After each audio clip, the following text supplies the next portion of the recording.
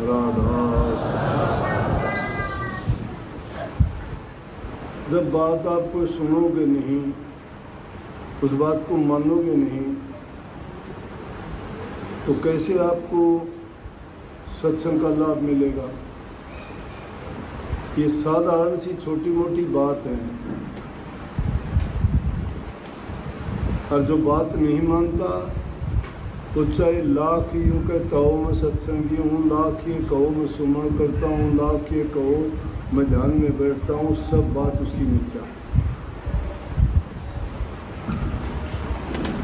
और जो वचन मान लेगा, मैं कहता हूँ सारे सत्संग, सारी भक्ति, सारा ज्ञान, सारा ध्यान, सब सुमन भजन उसी में आ जाता है। मैं क्या कहता हूँ, संतों ने सब ने ऐसा कहा है। कबीर साहब ने अपनी जितनी वाणी लिखी, इस जीव को इतना ज्ञान, इतनी समझ और इतना कल्याण की बात बताई कि अगर एक वाणी को भी मान लेते तो कल्याण हो जाता। लेकिन वाणी पढ़ते भी हैं, गाते भी हैं, सुनते भी हैं, मानते नहीं हैं। इसी बात को लेके अनेकों किताब लिखी गई। मैंने जो किताबें लिखवाई, उनके शीर्षक कहो, टाइटल पेज कहो, वो भी इतने अच्छे इस नाम से दिए गए हैं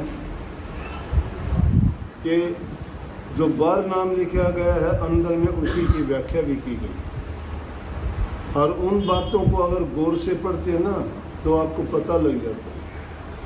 किताबें भी हमारा सबसे अच्छा साथी है।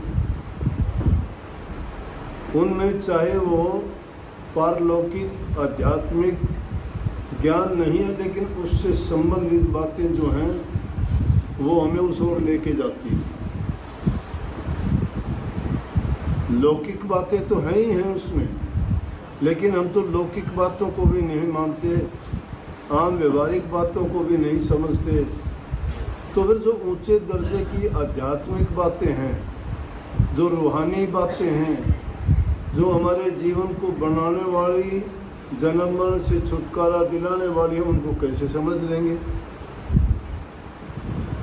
और कबीर साहब ने उस बात को एक जगह की मुझे याद आती है, एक शब्द में आता है कि जय खे खोजत ब्रह्मा थके सुर नर मुनि देवा, कहे कबीर विचार के कर सतगुरु सेवा। कि जिसको खोजने के लिए सुर नर मुनि देव, कहने का मतलब ब्रह्मा विष्णु महेश, सभी देवता लोग भी जिसको खोजते खोजते हार गए।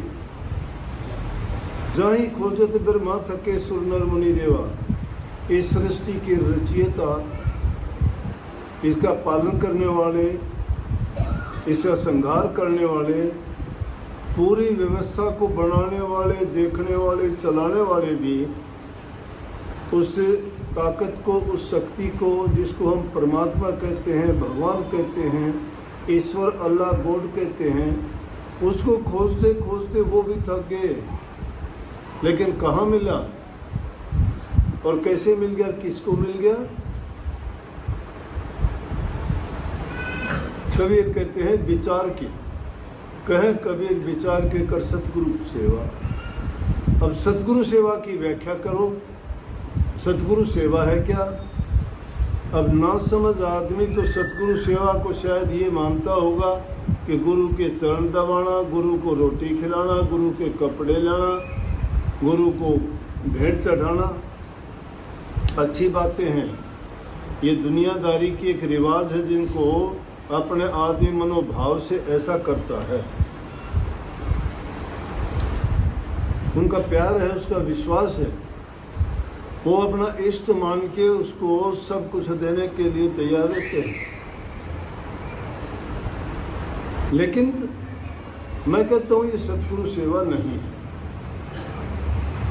सतगुरु सेवा है गुरु के वचन की पालना करना। जिसने गुरु के वचन को नहीं माना, तो समझो कि उसने वो भटक गया अपने रास्ते से। हजारों वर्ष तक नाम की कमाई करने वाला अगर गुरु के वचन को या गुरु की अवज्ञा कर दी या गुरु के वचन को उसने टाल दिया तो समझो करे कराए को मड़िया मेट कर दिया, सब खत्म है। शास्त्रों में खोज लेना, मेरी बात शास्त्र के विरुद्ध नहीं मिलेगी। उन पुस्तकों में जो ज्ञान दिया गया, लिखा गया, अपने जैमल सिंह जी हिसार से वकील हैं, उन्होंने सभी किताबों के नाम एक कविता सी के रूप में लिखने का प्रयास किया और उनको अगर गौर करोगे तो बातों में इतना ज्ञान है, उन बातों को समझने से ही हमें बहुत कुछ ऐसी सामग्री मिल जाती है जिससे हमारा जीवन सुधार और भक्ति करने में बड़ी मदद मिलती है। परंतु गौर नहीं करते हम। गौर तो जब करें ना, कागज लेखी पर क्या गौर करेंगे, जिंदा तुम्हारे सामने कहता है उसकी गौर नहीं करते, नहीं करते ना। आप लोगों के लिए हुक्म होता है अब कि भाई ये काम तुमने नहीं करना। जैसे अपने दूर दराज के कह देता हूँ मैं, कहे बिना रुकूंगा नहीं। अपने दूर दराज के आश्रम हैं, बड़े शहर हैं, पहाड़ी एरिया में छोटे आश्रम हैं, अगर वहाँ 200-400 आदमी चले जाएं तो रहने की परेशानी होती है, सत्संग करने में भी दिक्कत आती है। तो हमें तो साल में दौरे के लिए एक बार जाना पड़ता है, क्योंकि सत्संगियों को संभालना, नए सत्संगी बनते हैं। कुछ आदमी जो दर्शन के लिए नहीं आ सकते, उनके लिए दर्शन सुलभ है, उनका भी मन है कि हम दर्शन करें, सत्संग आमने सामने सुने। नहीं तो आजकल साधन है सत्संग तो टीवी पे, यूट्यूब पे, फेसबुक पे या और काफ़ी कैसेट वगैरह से रिकॉर्ड करके भी या लाइव भी दिखा देते हैं चैनलों पे, उनसे सुन सकते हैं, देख सकते हैं। लेकिन जो वास्तविकता तो होती है वो अलग ही चीज़ होती है। तो सबके लिए हुक्म ये होता है कि कोई नहीं आता। अगर वहाँ के लिए कह दूँ कि हाँ भाई वहाँ का सत्संग, यहाँ के सत्संग होते हैं, मैं खूब कहता हूँ आप लोगों को। एक हफ्ते पहले, 10 दिन पहले अगला सत्संग रख के कहते हैं इस तारीख को वहाँ का सत्संग होगा और जो सत्संगी पहुँचना चाहे पहुँचना, कहते हैं कि नहीं? क्योंकि यहाँ बड़े बड़े आश्रम बना रखे हैं, बड़ी जगह है, हमें कोई परेशानी नहीं। कितनी गाड़ी जाओ, कितने लोग जाओ, बच्चे जाओ, बूढ़े जाओ, जवान जाओ, सत्संग का खूब आनंद लाभ उठाओ। लेकिन उस छोटी जगह के लिए किसी को इजाज़त नहीं, समझदार हो जाते भी नहीं, उनको पता है क्यों हुक्म और आज्ञा को मानते। कुछ आदमी ऐसे थे जिन्होंने और सत्संगियों का विनाश किया, चौधरी बन गए, 5-7 ने लेके पहुंचे मेरे बाप में चोर की तरह से। उन्होंने गुरु का वचन मान लिया, क्या फायदा कर दिया उन्होंने? मेरे सामने भी नहीं आए, चोरी से गए, चोरी से वापस भाग गए। चोर बने, झूठे बने, गुरु के दिल से उतरे।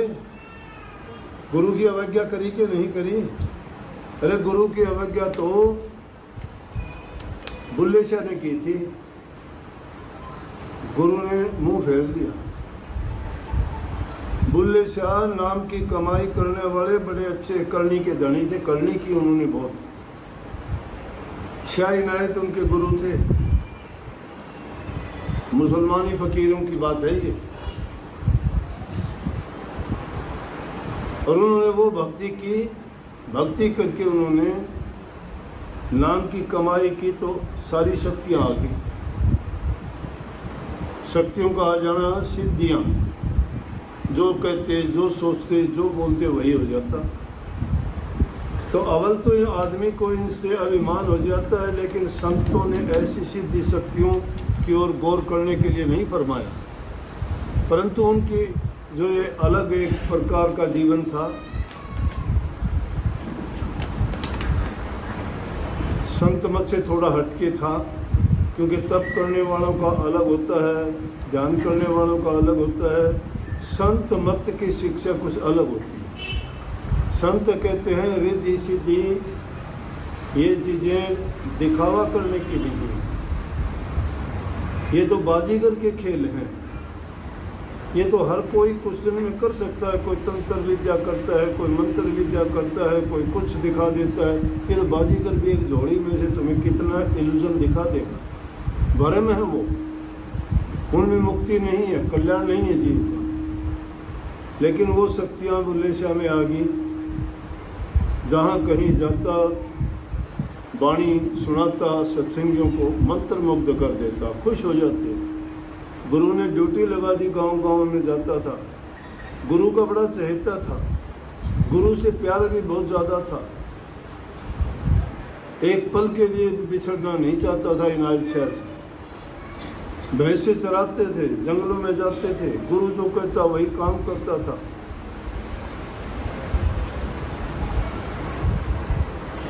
तो एक बार किसी उनके यहाँ शादी थी। कितना अच्छा ऊंचे खानदान से था।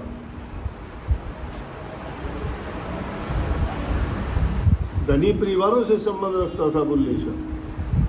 लोगों ने इतना कहा कि तने नीच जाति से जो गुरु है इनायत शाह, उसको गुरु बना लिया। तो ऊंची जाति का है, तुझे शर्म नहीं आई? जाति से बाहर गिर दिया। बोला जाति से क्या, मुझे दुनिया से बाहर डाल दोगे तो भी मैं गुरु से नहीं बिछड़ सकता। लेकिन कोई शादी थी उसके परिवार में, बुल्ले शाह वहाँ चला गया और शाह इनायत से कह के गया, जी आप कृपा करके आप भी वहाँ दर्शन देना। बोले अच्छा भाई जरूर। ने बोला नहीं जी, बड़ी मेहनत की कि आपको आना ही पड़ेगा। बोला ठीक है आऊँगा।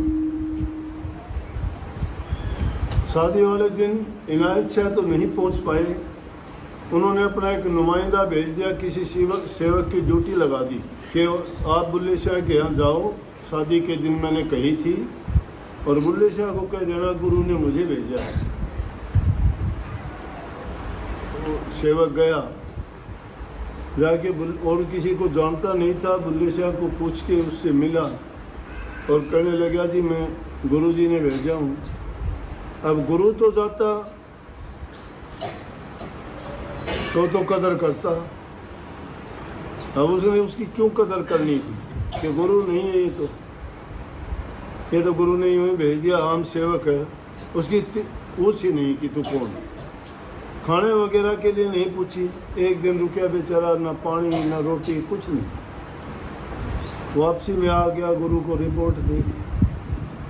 वो तो जानी जानते, संत सब जानते हैं, और जो ये जानते हैं कि संत नहीं जानता, वो उन लोगों की मूर्खता है। जो ये सोचते हैं कि गुरु सब कुछ जानता है, उनके लिए सब कुछ जानते हैं। अगर सोचता है कि गुरु कुछ नहीं जानता तो वो कुछ नहीं जानते हैं।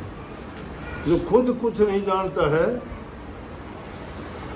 वो गुरु को ऐसा मानता है।